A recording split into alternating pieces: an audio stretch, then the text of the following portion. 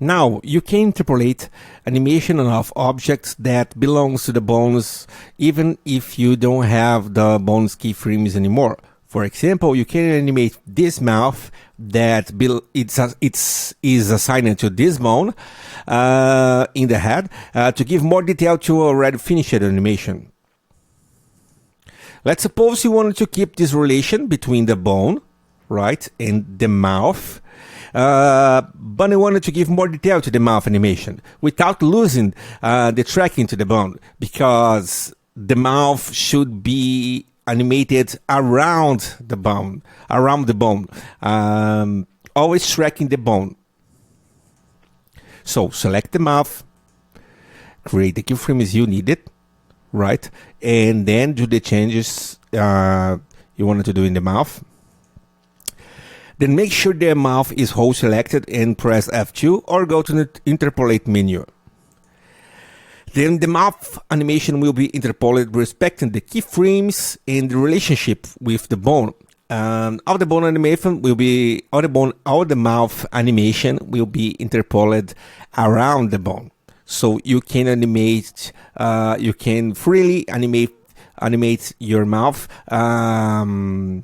creating the keyframes you wanted to create, and without too concern about the bones, because the animation will be always around the bone. So let's suppose we have this cat animation and we need more, and we need to add more details on it. So let's do some lighting on this cat. So we paint the lights inside the cat body. And then we verify that the brush is static. Of course, it's not animated following the cat body shape.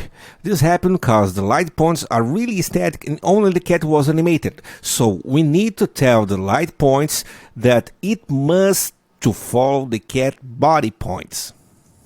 Now select all the light and the cat points together, right? As the light is inside the cat, the light is considered a child object and the cat a parent object. Then go to the Follow Parent Objects menu.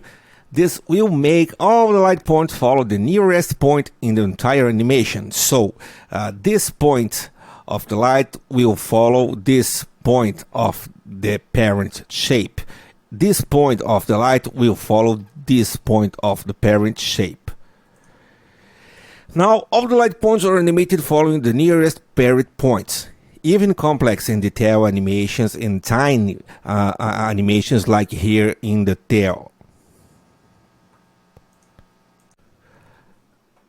Notice in this brush object that when you move some points, the entire texture count is recalculated to draw new shape. You can see here that are a lot of new textures all the time that I move this point right here. You can see here that new textures are added and some are deleted to draw this brush always with an out resolution.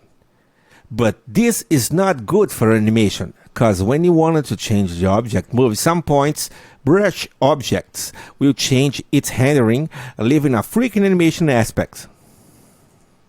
So now let's select all the points from this brush right here and press the new feature called Freeze Texture.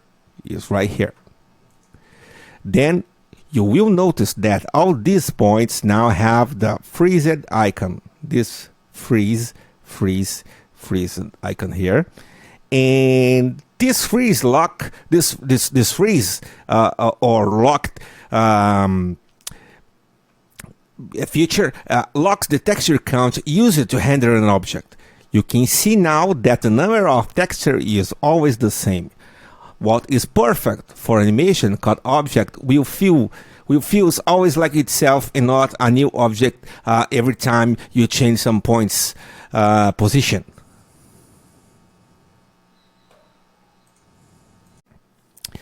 Now when you have bones with duplicated names like this and wanted to merge some new pose from your shape library to just one of the character bones, it's possible because a new feature in Arttista 1.8.1 just selected only the bones and objects you wanted to the merge be applied.